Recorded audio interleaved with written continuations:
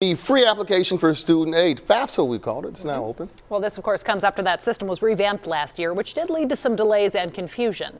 In 2020, Congress passed a law requiring the Department of Education to make the application process easier. However, there were several complications in the rollout itself that left students unsure of whether they could even afford college. Since I couldn't fill it out like that first day, I was like, oh my gosh, everyone's gonna take all the financial aid. I'm not gonna be able to get anything. I was getting really discouraged. I was like, I'm gonna have to take out a loan. I'm gonna have to work a lot just to pay off the loan.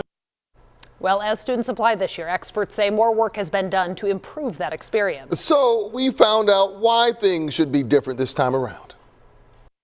The 2025-2026 FAFSA is now open. I'm Rachel Henderson on UMKC's campus, and I covered glitches and delays and the impact of those on last year's FAFSA application. This time around, students and advisors are hoping for a better outcome.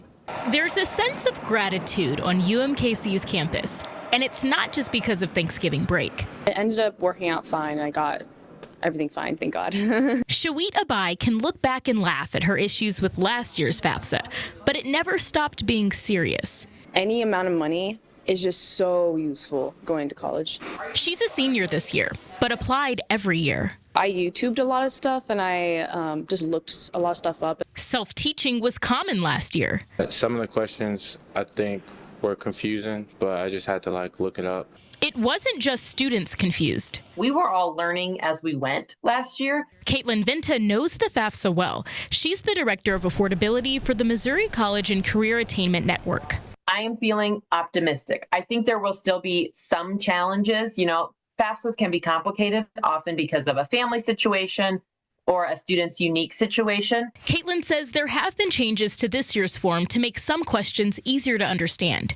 This year, it's going to look very similar. It is just hopefully going to flow a lot easier, and things will also hopefully process quicker. The form's also been tested nationwide since October to avoid glitches like last year. I don't think it takes that long either.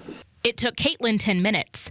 The FAFSA was also supposed to come out December 1st this year. Instead, it opened mid-November. So it's a good sign that we're moving up early, and I think unless there are other major changes to the form, I am very hopeful we will be back to October 1st next year. No amount of glitches are enough to discourage students like Shawit. She's just grateful for another opportunity.